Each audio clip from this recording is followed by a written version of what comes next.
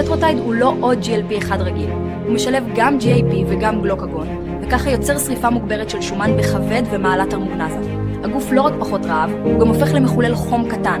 בגלל חצי החיים הארוך שלו, קשישה 7 ימים, הוא מתוכנן למנה. המחפשים דרך לחדש רקמות מהר יותר, הכירו את BPC-157, פפטיד שמגביר זרימת דם, מדליק מסלולי תיקון בטא ומזרז בנייה של קולגן. הוא משחרר יותר תחמוצת חנקן, מעל ה-IGF-1 ו-FGF, ומעודד יצירת כלי דם חדשים סביב הפציעה. במקביל הוא BPC-157 הוא דוגמה מצוינת לפפטיד שרואים ממנו תוצאות די מהר.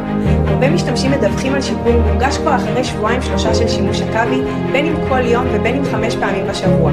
הסיבה לכך היא שהפפטיד הזה יודע להפחית דלקת בצורה... BPC-157 הוא פפטיד מעולה שכבר אחרי 2-3 של שימוש קבוע אפשר להתחיל להרגיש אותו עובד. זה אומר לקחת אותו כל יום או לפחות 5 ימים בשבוע. הוא מפחית דלקת בצורה משמעותית ומאיץ את תהליך תיקון הרקמות בגוף.